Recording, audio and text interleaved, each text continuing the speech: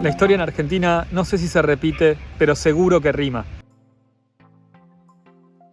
En 1920, post Primera Guerra, había una crisis habitacional. ¿Qué pasó? Llegó mucha población después de la guerra. La oferta se mantuvo de alquileres. El precio subió. La gente no tenía dónde vivir. Los precios estaban por las nubes y el Congreso dijo: vamos a aprobar una ley que congele el precio del alquiler por 2 años. La ley finalmente se aprobó y dijo que no podían cobrarse alquileres por 2 años mayores a los que se cobraban al 1 de enero de 1920. 100 años pasaron ya de esto casi.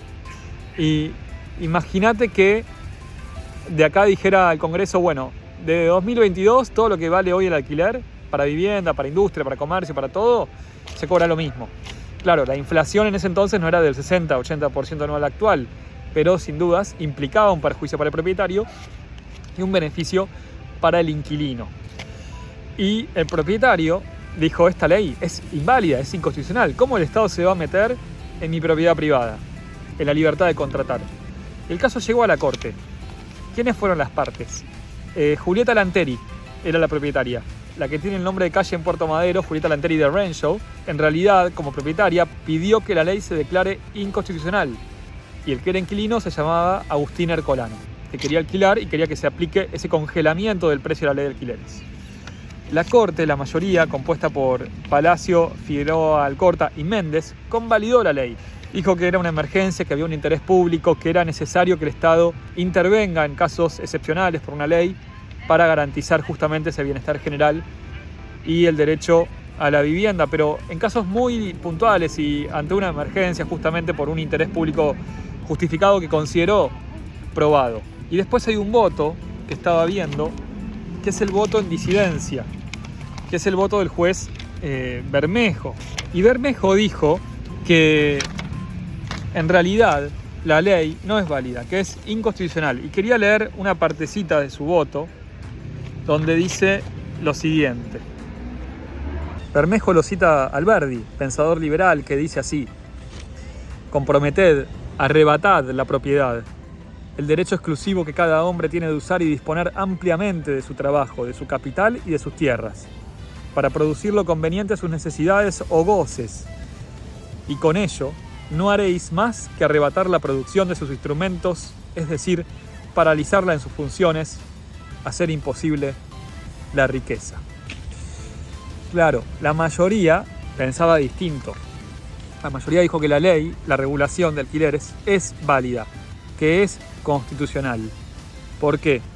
Porque dicen: no puede ponerse en duda que interesa a la comunidad en su conjunto la situación económica, y que las razones no son solamente de humanidad y de justicia social. Hay una situación afligente.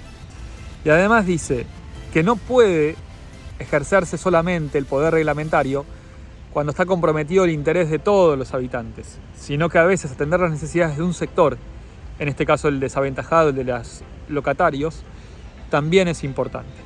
Es un debate sobre política económica, sobre el grado de intervención. Eso dice la mayoría, como justificando justamente la ley, el interés público, la situación de emergencia y de necesidad.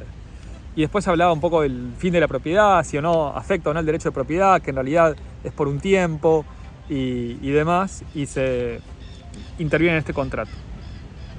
Bermejo le responde un poco a esta postura y dice la siguiente cita, en contra de la ley, de la validez de la ley. Dice: el valor de todas las cosas, o del uso y goce, así como el del trabajo, depende de factores múltiples, ajenos a la autoridad de los gobiernos y de los poderes que lo constituyen.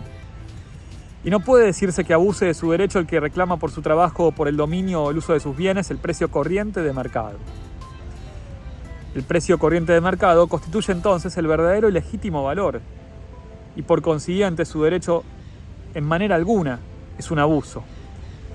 Pues como observa el codificador, creo que era por Vélez Sarsfield, liberal también, refiriéndose al carácter absoluto del derecho de propiedad, toda restricción preventiva de la propiedad tendría más peligros que ventajas.